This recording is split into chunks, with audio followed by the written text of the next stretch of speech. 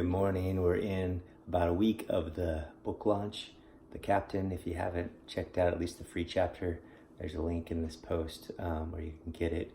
I'm very excited about it. One of the main themes in it is identity, about who we are. And I was reading in the Course in Miracles this morning, and it's talking about that I'm not a body, I am free, I am as God created me. And it reminded me of the scripture in the Bible that says, I'm in the world, but not of the world. Because we have this part of us that's a real part, and that's what I would consider the Spirit of God that actually makes us alive.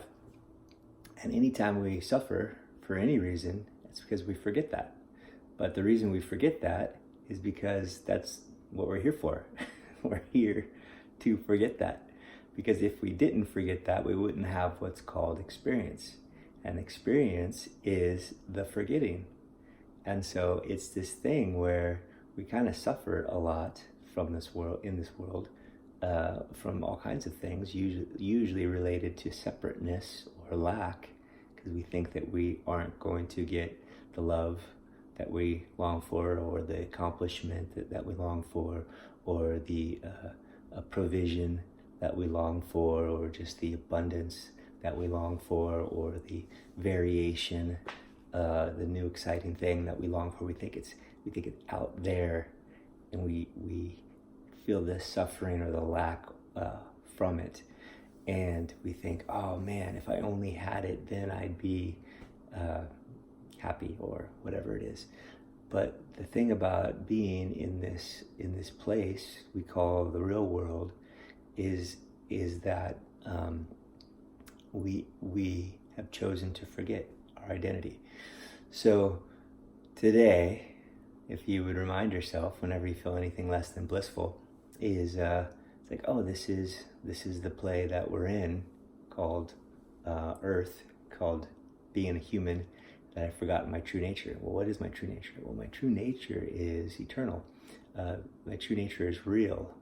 And everything that is real cannot change. And all things that change are not real. So think about all the things that change in this world. Everything changes, right? Our bodies change, right?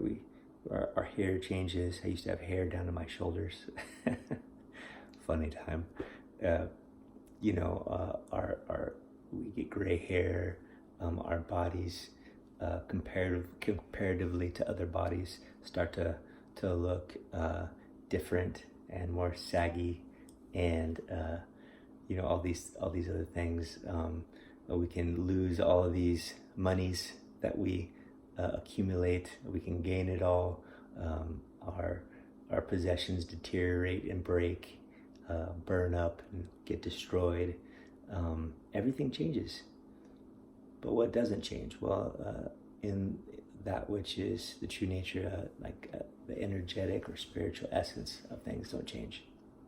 Who we are. We can tell, we can look into someone's eyes that we haven't seen in decades, and someone else wouldn't recognize them at all, and we can be like, Sue, oh my gosh, is that you? And we just know who they are because it's the essence that doesn't change. And the Bible talks about in heaven that you're known, you paraphrasing, but basically known as you are, meaning that it's not a name that identifies you, it's your essence, that which doesn't change. So today, you are not your body. You are free as God created you. Still free. And enjoy the variation, because it's a fun journey in our various changing thing that we're here. And so if you like this concept, check out the story of the Captain. It's all about that.